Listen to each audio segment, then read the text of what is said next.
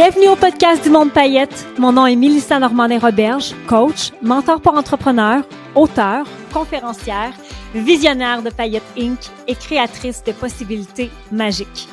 J'ai le désir profond de rappeler aux femmes qu'elles sont nées pour briller afin qu'elles puissent véritablement créer une vie exactement comme elles désirent.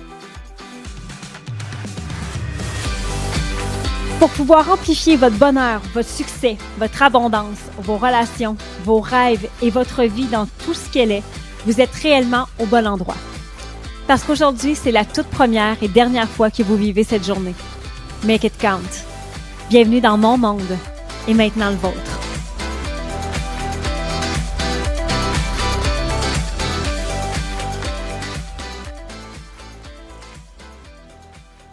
Bienvenue à cet épisode du Monde Paillettes de podcast Monde Paillettes. J'ai tout mélangé les mots en même temps. Si jamais c'est la première fois que vous m'écoutez, sachez que je sais parler, mais coudonc, l'intro vient d'être un petit peu débalancée. Et c'est OK parce qu'ici, je ne prône pas la perfection, moi je prône la magie.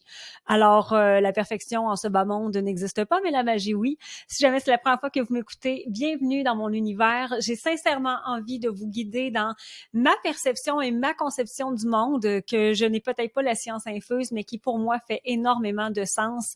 Donc, je vous accueille aujourd'hui dans une magnifique forme et énergie. J'espère que c'est la même chose pour vous aussi et que cela résonne en fait de pouvoir peut-être entendre le sujet que je vais vous parler, qui va être oui, décisions audacieuses, comment prendre et assumer des décisions audacieuses, mais j'ai surtout envie de vous raconter comment le 1000$ dont je m'apprête à vous parler, qui a sincèrement changé ma vie. Avant d'aller plus loin, je vous invite à rejoindre le mouvement Paillettes partout, en fait, sur toutes nos plateformes, que ce soit sur Instagram, sur YouTube, sur Facebook, sur LinkedIn, sur TikTok, faire partie de notre communauté parce que j'ai la conviction ultime que Paillettes Inc. et son grand univers, c'est l'endroit par excellence pour l'entraide entre femmes et la solidarité, évidemment, mais surtout l'élévation entre femmes. Je pense qu'on grandit dans l'univers Paillettes, on s'inspire des autres, on redéfinit plusieurs paramètres qui n'étaient peut-être pas bien ancré en fait dans les années passées, mais il y a vraiment quelque chose qui se passe dans notre monde qui est complètement différent. Donc oui, de nous joindre. Et si vous avez envie de m'aider à partager ma mission, que vous soyez n'importe où en fait en francophonie mondiale, de partager ce podcast-là, de le partager dans vos médias sociaux, d'inviter les gens à consommer des épisodes et pourquoi pas nous laisser un petit 5 étoiles. Ça nous fait toujours plaisir de vous lire. N'hésitez pas non plus à répondre à la question « Qu'est-ce que vous avez retenu de cet épisode-là ?» Je lis chacun des commentaires tout le temps et c'est hyper important pour moi en fait de le faire et de connecter avec vous de cette façon-là. Avant d'entrer dans le vif du sujet, je vous fais une invitation très importante parce que dans quelques semaines, on commence à compter en termes de jours. Ce sera l'événement Né pour briller à la TOU de Montréal. Donc, ça fait 5 ans maintenant. C'est la 5e année qu'on a l'événement de Paillettes et c'est un événement de conférence toute la journée et qui se termine par le mythique bal Paillettes. Je dis mythique parce que oui, la première année, nous avions environ 600 personnes, 600 femmes qui étaient là. Et dans les années qui ont suivi, ça a toujours augmenté. L'année passée, on était plus de 1100 quelques personnes et cette année, on attend 1200 femmes qui vont être présentes. C'est une journée pour s'inspirer, c'est une journée pour connecter, c'est une journée pour s'élever, c'est aussi une journée pour découvrir. Donc, dans la programmation, évidemment, vous avez des noms ultra connus telle que Mariana Mazza, qui est une humoriste que j'adore, une humoriste qui s'affirme, une humoriste qui n'a pas peur de dire ce qu'elle pense, qui parle d'argent, qui parle d'ambition, qui parle d'estime, de confiance en soi. Daniel Lamarre, ancien PDG, président directeur général du Cirque du Soleil. J'ai eu envie de l'inviter parce que oui, c'est mon mentor, mais c'est aussi un homme dont j'admire l'intelligence, la créativité, le sens de l'innovation. Donc, pour tous les entrepreneurs qui m'écoutaient actuellement, c'est un homme que vous devez entendre. Genre, c'est un no-brainer. Pour les femmes qui n'ont pas d'entreprise, ben, écoutez, un homme qui a eu tellement de succès, mais aussi d'échecs à travers sa carrière professionnelle, je pense que ça ne peut qu'être inspirant.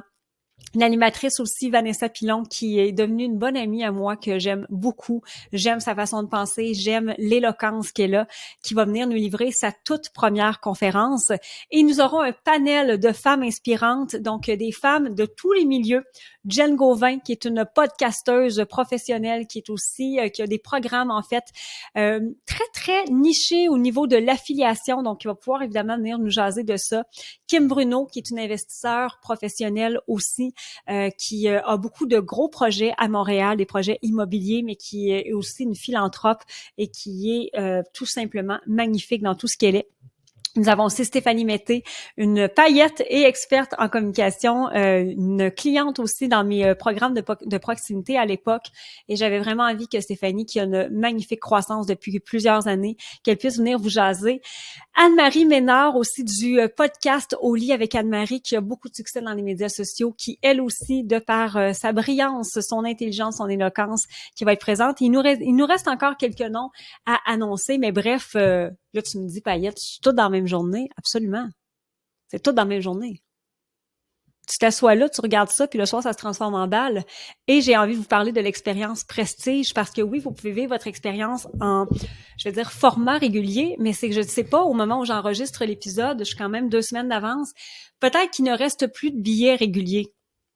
On était à 90% il y a 2 semaines. Fait que là, ça se peut qu'il en reste plus du tout. Donc, je vais me concentrer sur l'expérience prestige. Or, on oublie ça, il ne reste plus de place du tout non plus. Il nous reste des billets argent. Les billets argent, en fait, c'est on double le plaisir. C'est-à-dire que vous avez l'événement du 23 septembre avec tous les noms que je viens de vous nommer, plus le bal. Et vous avez un moment de connexion magique le 22 septembre. Ce qu'il va y avoir, en fait, c'est des connexions. Donc, dans le vrai monde, on pourrait appeler ça réseautage. Dans mon monde, c'est des connexions magiques. C'est à Montréal aussi. Et je vais être là, en fait, en coaching, en questions-réponses. Il va y avoir des exercices que vous allez pouvoir faire. Et évidemment, vous allez pouvoir ensuite connecter avec des femmes d'un peu partout au Québec et même aussi en Europe. Alors, cette journée-là est comprise dans votre forfait. Dans les autres avantages, vous avez aussi une place assise en avant. Donc, pas besoin d'arriver trop d'avance. Vous avez vos places qui sont réservées pour les forfaits prestige. Autant, évidemment, à l'expérience la veille, donc vous allez avoir des places attitrées parce que c'est des places qui ne sont, on n'est pas à 500 personnes. On a vraiment réservé un nombre limité. Mais le lendemain, vous êtes vraiment assis en avant. Donc, ça, on vous garantit ces places-là. Vous avez aussi le livre de Daniel Lamarre, L'équilibriste, qui est un des livres coup de cœur que j'ai lu dans la dernière année, qui m'a vraiment, vraiment, vraiment inspiré et donné effectivement plusieurs idées. Vous allez aussi être le deuxième groupe à pouvoir prendre une photo avec moi. Donc ça, c'est toujours très drôle parce que ça fait un line-up pour prendre des photos avec moi, puis je ne sais jamais pourquoi, en fait. Donc, vous n'aurez pas besoin d'attendre des heures et des heures, parce que oui, il y a des gens qui attendent des heures et des heures. Il y aura le premier groupe, le deuxième groupe. Donc, vous allez faire partie de ce deuxième groupe-là. Et vous avez une entrée prioritaire en tout début d'événement, donc pas besoin de faire la file pendant, encore une fois, des heures pour entrer à la TOU de Montréal. Alors ça, c'est le forfait prestige qui comprend le 22 et le 23, plus tout ce que je viens de vous nommer. Si j'étais vous, je ne me poserais pas de questions. Quand est-ce que tu peux retrouver Mariana Mazza, Daniel Lamarre, Vanessa Pilon, Au lit avec Anne-Marie et plein d'autres invités dans la même journée? Et qu'en plus, tu peux avoir un bal dans la même journée. Je veux dire, ça n'existe pas. Avant qu'on débute encore le sujet, j'ai une autre invitation sur YouTube. Donc, si vous voulez rejoindre ma chaîne YouTube, nous avons déposé il y a quelques semaines déjà, on va commencer à mettre parfois des méditations. Je me suis rendu compte que beaucoup de gens me le demandaient parce que j'ai fait un programme qui s'appelle Dévotion dans lequel il y avait effectivement beaucoup de méditation et j'ai déposé une méditation gratuite si jamais vous avez envie d'aller voir ça et de commencer vos journées avec nous. Maintenant, entrons dans le vif du sujet. Alors, la fois où 1 000 $ a changé ma vie. En fait, le 1 000 $ qui a changé ma vie. On est en 2008. J'ai mon école de musique depuis environ 3 ans. À peu près. Et j'ai 23 ans. 22 à l'époque. Peu importe, 22 ou 23 ans. Je décide que je veux avoir un artiste invité parce que je veux louer une salle plus grande. Donc, mon réflexe d'entrepreneur pas trop aguerri à ce moment-là, je vois qu'il y a une salle de spectacle qui est très grande, qui a 950 places, mais qui est complètement hors de mon budget.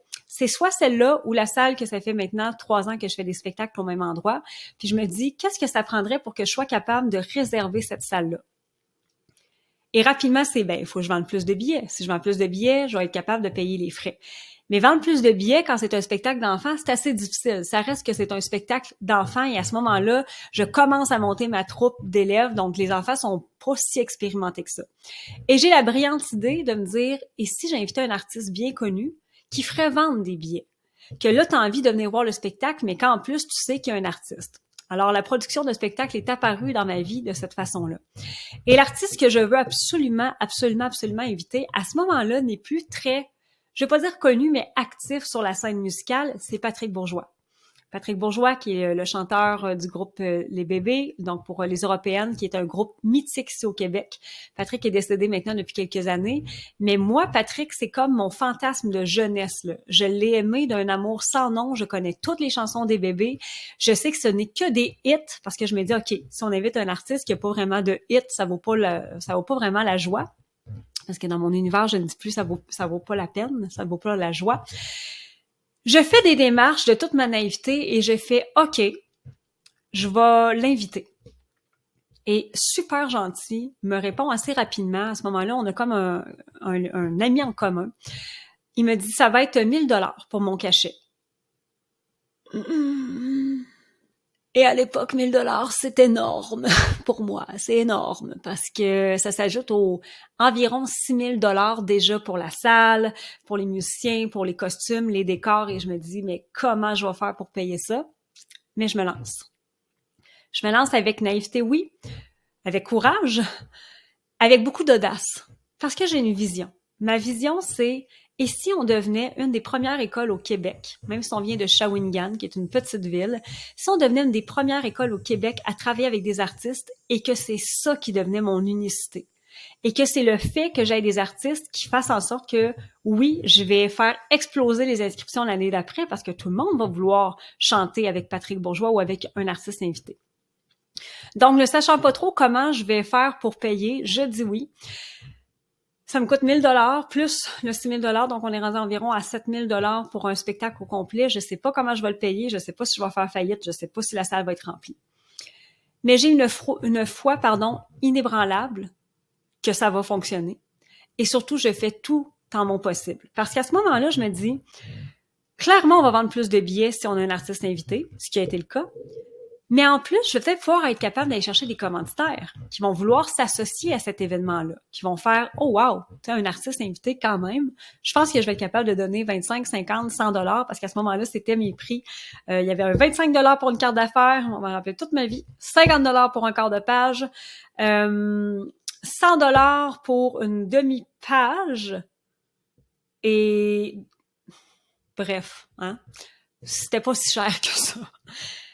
Et non seulement on a rentabilisé, on a fait du profit cette année-là, un gros profit de 890 $ qu'on avait donné à une association, mais j'avais aussi une salle pleine, 950 personnes. Parce que les billets étaient vraiment pas chers non plus à ce moment-là, donc je couvrais mes frais, j'avais fait en plus un mini profit. Et à partir de ce moment-là, je n'ai fait que prendre des décisions audacieuses dans ma vie et dans mes entreprises. Et je veux vraiment vous emmener sur ces points-là. Donc, comment les prendre et comment les assumer, ces décisions-là. Je vous faisais d'entrée de jeu une invitation pour le bal. C'est une décision audacieuse que je dois assumer et incarner. Qu'il y a des risques, qu'il y a des avantages, qu'il y a des doutes, des questionnements en ne sachant pas trop si je vais être capable. À toutes les années, je me demande la question. Est-ce que je vais être capable de payer les frais, les cachets? Est-ce que ça va être rentable? Est-ce que je vais perdre de l'argent? Bref. Je pense que la première étape pour prendre des décisions audacieuses et les incarner, les assumer, c'est de clarifier les objectifs, clarifier les intentions, clarifier la vision. C'est quoi le but de faire ça? Parce que si c'est flou, si c'est pas clair, si je ne sais pas pourquoi je m'en vais là, c'est sûr que de l'assumer, la décision audacieuse que je vais prendre, va peut-être être beaucoup plus difficile que si c'est d'une clarté limpide. C'est pour ça que je le fais. C'est exactement pour cette raison-là. Donc, il n'y a pas d'autres détours que je peux prendre. Je sais dans quelle direction je m'en vais. Je l'ai clarifié. C'est d'une clarté absolument limpide.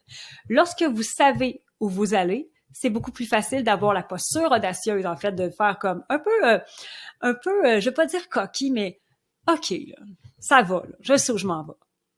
La deuxième étape, c'est d'évaluer les risques et les avantages. Quand il y a plus de risques que d'avantages, ce n'est peut-être pas le bon chemin. Mais est-ce qu'il va y avoir des risques dans une décision ou un projet audacieux? La réponse, c'est oui.